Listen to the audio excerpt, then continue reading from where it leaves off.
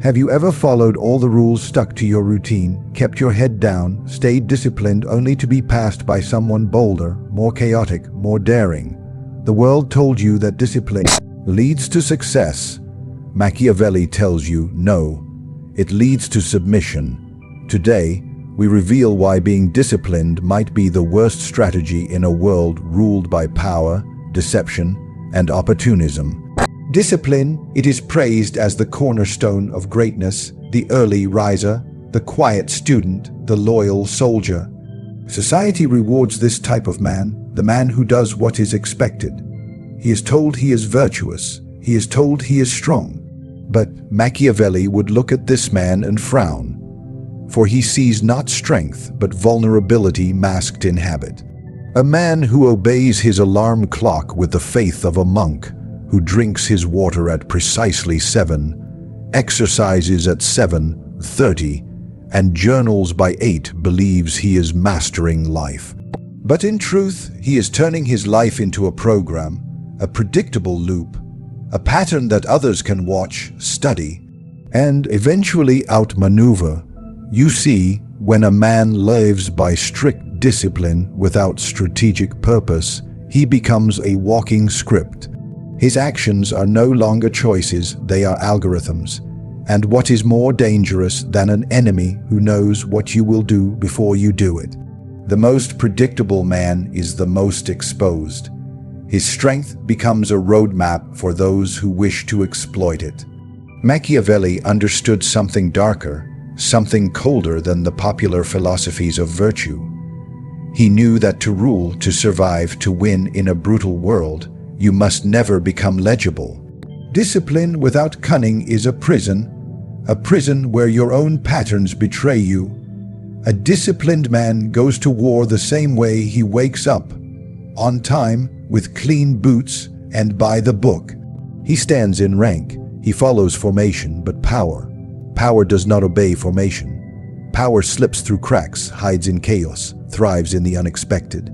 And when the world erupts into disorder, the disciplined man collapses, because his mind was trained for peace and order, not for flux and danger. A man bound by discipline cannot pivot, he cannot feint, he cannot deceive. He has built a mental fortress so rigid that when it shakes, it crumbles. What he calls consistency is, in truth, exposure. For if your enemy knows you will never skip your morning meeting, never bend your rules, never strike out of turn, then you are not strong, you are tame. Even worse, blind discipline creates a sense of moral superiority. The disciplined man begins to think he is better than those who bend rules, sleep in, or act on impulse. But Machiavelli would remind him, morality is not currency in the court of power. Strategy is. If your enemy is late, loud, and undisciplined, but understands timing, psychology, and manipulation better than you, then your orderliness is just a decoration on your defeat. And there is something even more subtle. When you are overly disciplined, you are easy to manage, to control. You become reliable, yes, but reliability is a servant's trait. Princes do not need to be reliable. They need to be effective. In fact, they must be unpredictable. A ruler who is too consistent becomes easy to anticipate and easier to trap. What makes a lion feared is not just its strength. It's that you do not know when it will strike. The disciplined lion may roar on schedule, but the cunning lion watches, waits, and pounces at the moment no one expects. That is power, not pattern. Blind discipline convinces men that they are superior, when in reality, they have just made themselves visible. And the visible can be cornered. Ask yourself, would you rather be admired for your routine or feared for your unpredictability? Would you rather be praised for your habits or remembered for your impact?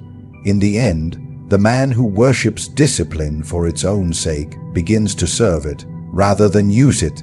He becomes like a soldier who polishes his blade daily, but forgets how to wield it in a real fight. His edge is clean, but his instincts are dull. Discipline without strategy becomes a leash, and the world is ruled not by the leash, but by those who know when to rip it off. He follows the rules. He respects the chain of command. He never questions orders. He calls it strength. Society calls it virtue, but Machiavelli would call it what it truly is, obedience. And obedience is not power. It is the illusion of it. From the moment a child enters school, he is taught that following instructions is admirable. He is rewarded not for thinking, but for remembering, not for questioning, but for repeating.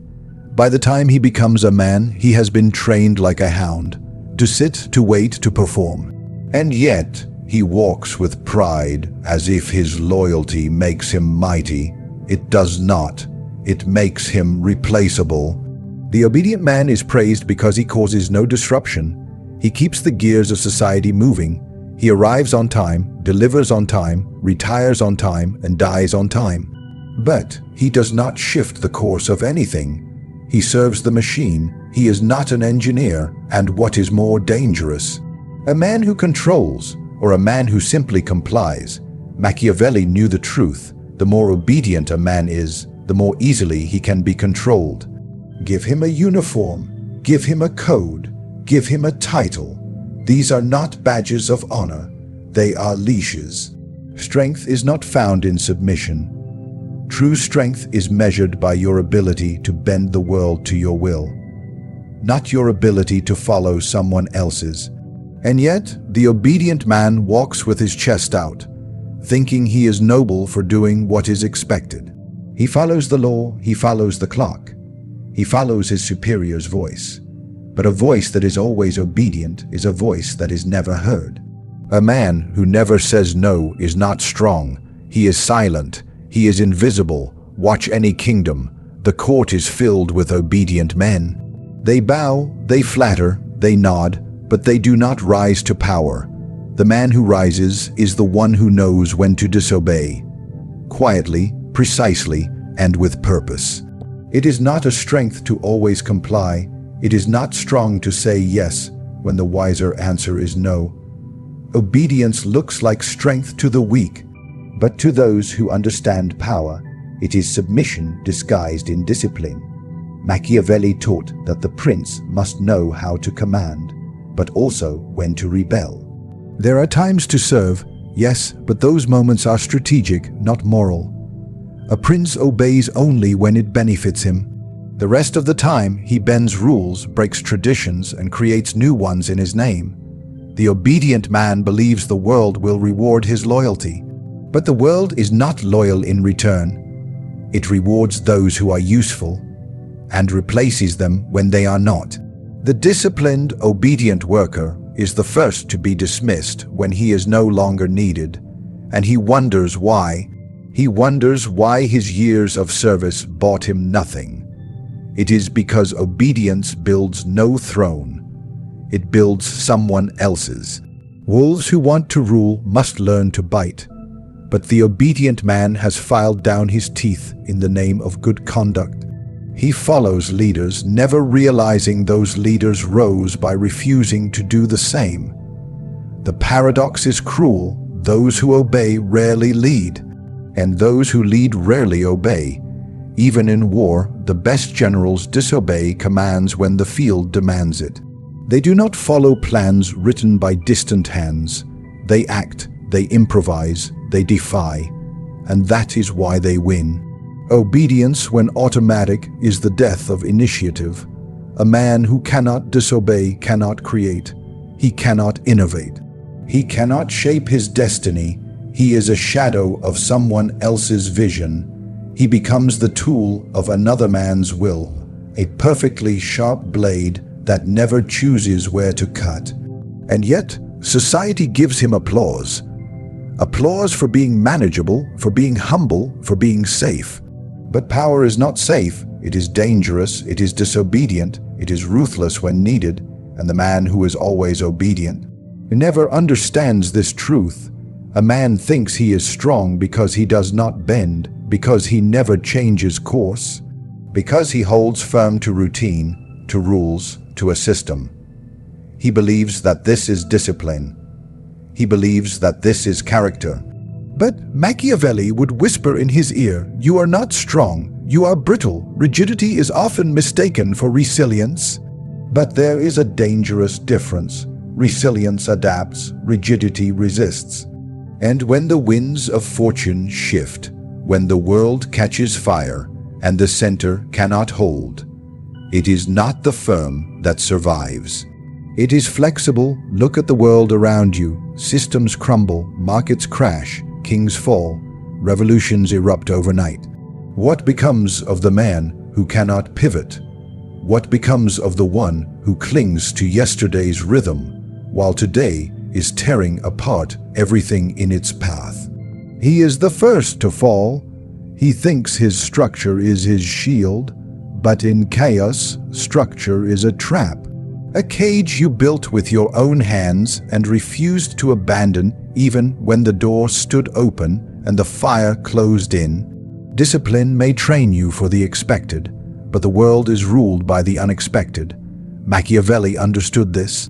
He lived through betrayals, coups, exiles, and sudden regime changes. He did not praise the man who stayed still. He praised the man who could move, who could shift like water, who could disguise himself in the fog, who could lie today and swear the opposite tomorrow.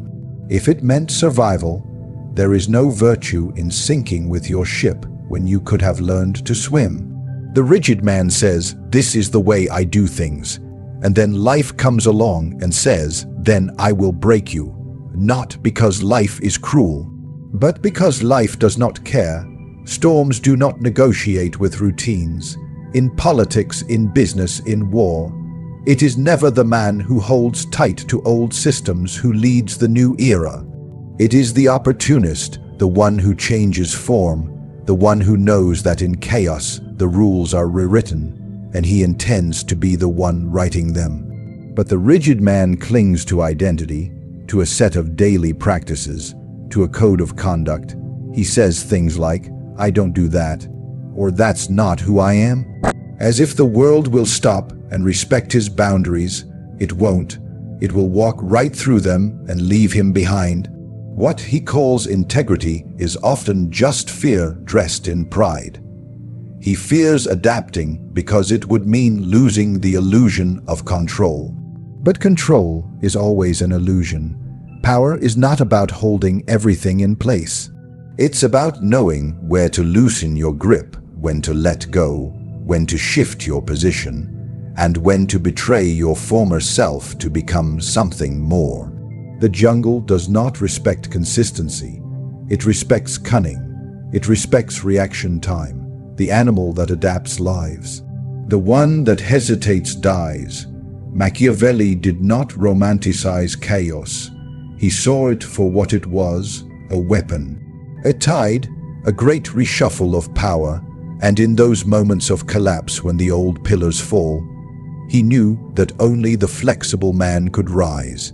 Because the flexible man was already moving while others stood still, frozen by the loss of their routine. The rigid man wakes up in a world that no longer fits his script and panics. He tries to force yesterday's plan onto today's battlefield. He fights with the wrong weapons. He shows up with a strategy that was designed for a world that no longer exists. And then he breaks, not because he lacked strength, but because he lacked mobility. Because he refused to bend, he snapped. And those who watched from the shadows, the ones who waited, who watched the tides, who learned to shape themselves to the storm, they did not break. They conquered. You wake up at the same time, you eat the same breakfast. You follow a schedule designed to make you productive, focused, and stable. You believe this is the path to power. You believe this is how greatness is built, one habit at a time. But Machiavelli would tell you, this is not how power is built. This is how comfort is built, and comfort is the coffin of the ambitious. Routine is a tool, nothing more. But when the tool becomes your identity, it becomes your master. And a man ruled by routine cannot rule anything else. He is bound by his own structure. He cannot improvise, cannot deceive, cannot shift when the battlefield changes. And power, true power, does not tolerate inflexibility. There is a reason why kings fall and merchants rise, why generals win one war and lose the next. It is not because they lost strength. It is because they refused to adapt. They believed the formula that brought them success yesterday would work tomorrow. But formulas are designed for the predictable, and power lives in the unpredictable. A man obsessed with routine becomes a man easy to map. You know where he will be. You know how he thinks. He becomes safe, and no one fears the safe man. No one follows him. No one is unsettled by his presence. He walks in straight lines while power slips through back alleys. Machiavelli did not believe in rigid virtue. He believed in calculated adaptation. The prince must not be good or bad. He must be effective. If the situation demands kindness, he must wear it. If the next moment requires cruelty, he must become it. The man who clings to routine, to consistency, to rules, is at the mercy of those who do not. Ask yourself, how many people have you seen climb by breaking expectations? The rule breakers, the wild cards, the unpredictable ones. They unsettle their enemies, they confuse the masses, and in that confusion, they rise. They are not reckless, they are strategic. Their flexibility is not chaos, it is power in motion. Meanwhile, the man who worships his schedule is too rigid to pivot. He says no to what doesn't fit his system. He rejects opportunities that disrupt his plan, and slowly, the world moves without him. Because power does not come in predictable waves, it comes in bursts, in cracks, in strange hours. It favors the man awake at midnight, not the one asleep at 9 because his planner told him to be. Flexibility is not laziness. It is not a weakness. It is the highest form of strength, the strength to become whatever the moment demands. The strength to abandon yesterday's self if today calls for something sharper, something darker, something unexpected. There are men who refuse to change lanes even when the road ahead is blocked. They call it discipline. They call it focus, but Machiavelli would call it foolishness. The cunning man does not crash into obstacles. He flows around them. He doesn't break through doors. He waits for windows to open. He doesn't rush with the herd.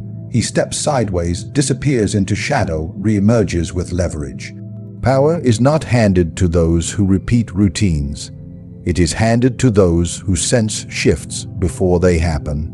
The man who is flexible sees angles others miss. He walks into rooms and adjusts his tone, his posture, his entire presence based on who stands before him.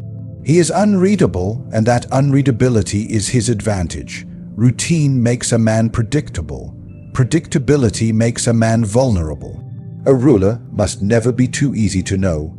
He must remain fluid, dangerous, unreadable, because the moment you become obvious is the moment someone is already preparing your replacement.